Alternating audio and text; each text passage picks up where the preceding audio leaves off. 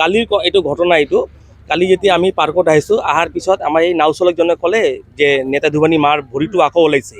তেতিয়া কোৱাৰ লগে লগে আমাৰ এটা উৎসাহ জাগিল। আমি সব বন্ধুবোৰ আমি তাতে গ'লোঁ। যোৱাৰ পিছত আমি নৌকাৰ পৰা এটা জাৰ্ক লৈ কিনে আমি ভৰিটো ভালদৰে ধুই মাকল দেখিলোঁ যে 2-2.5 ফুটৰ এটা ভৰি ওলাইছে।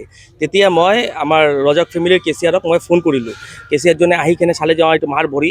তাৰপিছত এটা পুৰণা ফটোটো আছিলে, পুৰণা ফটোটো আমি চালোঁ যে সেইটো মাৰে ভৰি এইটো ফটো। এইটো আমাৰ কাৰণে এটা ধুবুৰীবাসী ৰাইজৰ কাৰণে এটা সৌভাগ্য।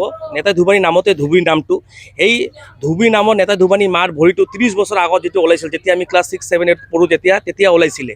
তেতিয়া আমি সৰু সৰু আছিলোঁ, তেতিয়া আমি আহি কিনে চাইছিলোঁ। এই বস্তুটো আমি 30 বছৰ পিছত যেতিয়া আমি পালোঁ, আমি পাই কিনে খুব আনন্দিত। আৰু এইটো আমাৰ কাৰণে বিৰাট এটা ডাঙৰ সৌভাগ্য যে আমি আকৌ এই মাৰ ভৰিৰ চিহ্নটো আমি চাব পাৰিলোঁ। যিটো মান্যতা আছে, মাৰ এটা ভৰি আছিল ধুবুৰীত, এটা আছিল গোৱালপাৰাত। তেতিয়া মায়ে কাপোৰ ধুইছিলে, দেৱ দেৱতাৰ কাপোৰ ধুইছিলে। তেতিয়া মানে এটা সেই টাইমত ভগৱানৰ এটা টাইম আছিল। তেতিয়া গুৰু নানক বাবা তেতিয়া ধুবুৰীত আহিছিল। তেতিয়া আমাৰ পাঁচপীৰ দৰগাৰ বাবা, পাঁচপীৰ বা 5টা বাবা যিটো আছিল তেতিয়া ধুবুৰীত আহিছিল। সেই টাইমৰ এইটো কথা। সেই টাইমত তেতিয়া যিমান দেৱ দেৱতাৰ কাপোৰবোৰ আছিলে, তেতিয়া আমাৰ নেতা ধুবানী মায়ে এই কাপোৰবোৰ ধুইছিলে। এইটো আমি জানো, ইতিহাসত এনেকুৱা লেখা আছে বুলি আমি গম পাইছোঁ।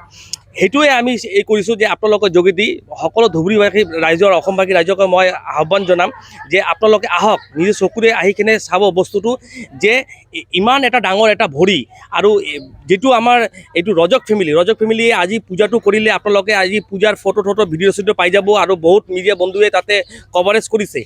আৰু এইটো আমি বিচাৰিম চৰকাৰৰ তাতে, আমি চৰকাৰক এটা ৰিকুৱেষ্ট থাকিব আমাৰ ধুবুৰীবাসী ৰাইজৰ ফালৰ পৰা, যিটো পাথৰটো আছে, পাথৰটো এটা গ্লাছ ব্ৰিজ বনাবৰ কাৰণে আৰু আধুনিকভাৱে এইটো এটা ব্যৱস্থা কৰাৰ কাৰণে, যাতে মানুহে এটা টুৰিজম হিচাপে তাতে যাই কিনে চাব পাৰে। আৰু সেই পাথৰৰ যিটো ভৰিটো ওলাইছে, কাৰণ কি যেতিয়া পানীৰ বেছি থাকে তেতিয়া এইটো নোলায়। আৰু 30 বছৰ পিছত ওলাইছে, এইটো কাৰণে আমি আগতে কৈছোঁ যে আমি সৌভাগ্য। আৰু তাতে এটা এনেকুৱা এটা মন্দিৰৰ এটা ব্যৱস্থা কৰিব লাগে, যাতে মানুহে আহি কিনে তাতে পূজা পাঠটো কৰিব পাৰে।